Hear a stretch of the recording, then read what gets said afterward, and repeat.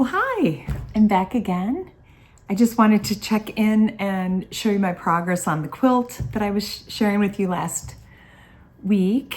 And you can see I'm working on the binding. So I made this scrappy binding, but what I'm most excited about is that I'm trying a new technique where I'm hand stitching the binding. So I used my machine and I sewed it to the right side of the quilt, and then now I am hand stitching it with the tacking it down on the back side of the quilt with some white creamy colored Wonderful Pearl Cotton number 8. So that's what I'm using for that. But anyway, I'll tip the camera down and I'll show you what I'm doing.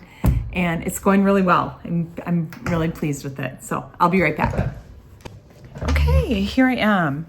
Back again. Isn't this fabric for the backing is so beautiful. And if you remember, I did the hand quilting for the front. Just kind of made little squares here. And so I was just going to show you what I do. So I have my needle just tucked in right here. I do like to use these clips, these quilt clips. And I've got those kind of just one step ahead as I work. And then I take about an arm's length of this pearl cotton. And I have this little pot where I keep all I have a thimble, some thread. A lot of times I just use a regular thread and stitch the binding in that more traditional way. And we'll see if I can get this linked, or there we go, threaded. Oh, I got it, great. Sometimes that takes me a few tries because the thread kind of splits a little bit. I just make a couple knots here on the end. I just think that's so charming. I hope you can see that. I'm trying to look in the camera there, but the little running stitches going across, I think it adds such a charm to the quilt because it is hand quilted. So that's kind of sweet to have that showing, and it really doesn't take any more effort than just doing it, the more traditional way. Now I am gonna use my thread gloss, my So Fine thread gloss. This is the drop cloth sampler, Rebecca Ringquist. It's my favorite flavor, Dutch Baby. So, but don't go buy it all because I want to have some around so I can get it again. It smells like caramel, which that's pretty funny that I like that so much. Pretty typical. I do have a sweet tooth. So here I'm going to just start. So I'm going to take out this clip, and I keep my little pot of handy stuff right here with my scissors and all that. And then I'm just going to come up, pull my knot, make sure my knot's underneath. And then what I do is I'm not going all the way through. So I keep my finger on the back side so I can feel, that I'm not poking all the way through. I'm just poking through a couple layers, and I'm not super fast, but that's okay.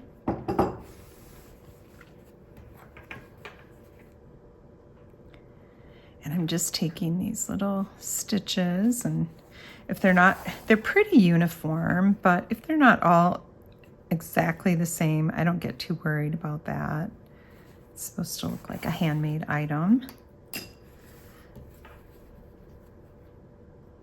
Coming up on a corner here. Make sure I've got this all tucked over and lined up correctly.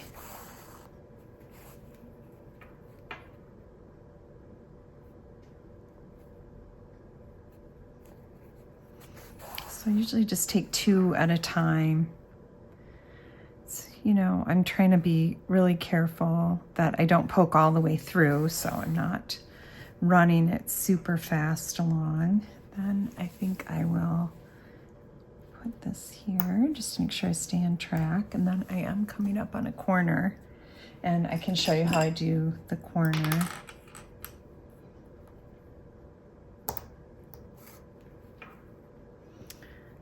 myself sorted out here. Well, it's been a busy week. Trying to think of all the stuff that's gone on. We just released at Barrett Woolco, which is my yarn and pattern and kit company. My name is Susan B. Anderson, and the B stands for Barrett, which was my maiden name. And I changed that to my middle name. So that's where that comes from. But we just released a new kit for a mouse called Mouse in a Mitten. And it's doing really well. So that's kind of gratifying because I worked really hard on it. It was really a lot of work to get that up and going. So check it out over on Barrett Woolco if you're interested. We still have, as of right now, we still have kits available. They are selling fast. The pattern's available too if you just want to look at the pattern and use your own yarn. That's always good too.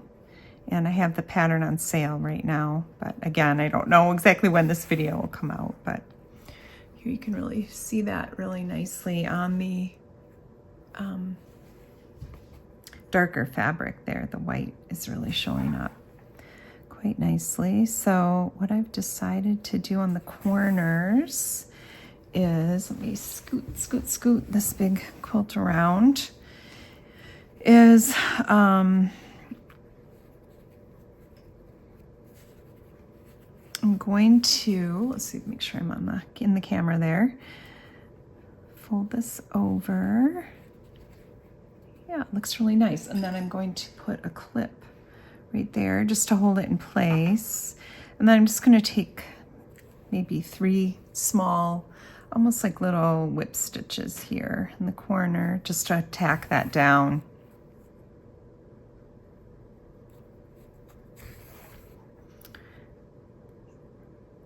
And what I do at this stage of my quilting, if not before, is I start planning my next quilt, what I'm gonna do. So I have some really good ideas coming up on my next quilt, and trying to decide what I should do, which option I should do next. Should I do another super simple thing or a little more artsy? I've been watching Heidi Parks she's a Milwaukee quilter, but she has a Creative Bug daily practice class that I'm watching right now. I'm not doing the daily practice along with her, but I'm watching all of her fun ideas. She does a lot of kind of craft, applique and embroidery on kind of a whole cloth quilt, which is really cool and just so, up my alley. I love that kind of stuff. So I'm really interested in that as maybe one of my next projects. Well, I'll just do a few more here, stitches here, but you get the gist of what I'm doing. And I'm just going right up along the edge and doing my running stitch that I like to do.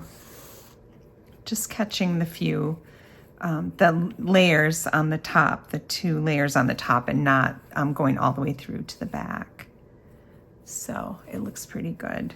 And look, I did peek through to the back right there, but I'm not worried about that. That's okay. I don't even mind that. So, so see, I'm trying, but it's not always working.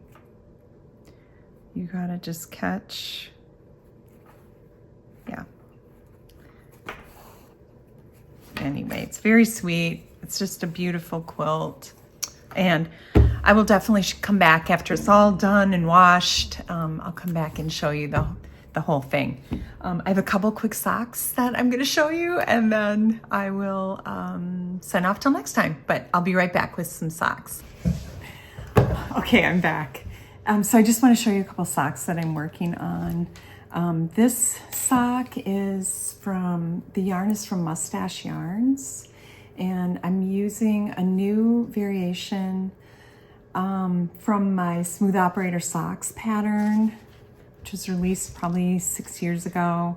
This is the yarn. It's really lovely. It's very fine, and this one has obviously extensive stripes in it. So I'm loving it, and the heels just turn out so beautifully. So I'm working on that. That will be a new pattern coming up shortly. I have this one in my Shop Knitting Nellie bag, and Shop Knitting Nellie is run by Morgan, and I just talked to her I did over Instagram messages, but she had made these socks or is making these socks in this Trekking XL. So I ordered a ball of this because I really liked her socks, and I might do the heel in this red, or I might do the cuff, heel, and toe in this red, this Trekking XXL, and this is number 680, if you can find it. It's really a cute pattern. This sock is some of my handspun, and it's a 4-ply worsted weight handspun, and it's knitting up so fun, and I had to really experiment a lot. So I ended up using a US size 5 needle, and I cast on 40 stitches. So it's different than the usual pattern that I use, but I just did the heel flap and turn, working that all out, and I think that's turning out really cute. And that's been sitting in my stash forever. So the one thing I'm hoping of is that I have enough to make the two socks. And this is in my, I've had this forever. It was from White Barn Farm, which I think she closed her shop, but it was a local potter to her, and it's a actual yarn bowl, but I love the big red dots on it. It's kind of a great yarn bowl to have. All right, so I touched base on a little bit of my quilting, and I hope, I'm wearing a handspun sweater that I made last summer. It's all my own handspun. I used the Wave of Change pattern by Denise Bayron, and these are toggles by Woolly Moss Roots, one of my favorite button makers. So if there are any questions on that, that's what this is. So, all right, friends, I will see you next time. Thanks for joining me.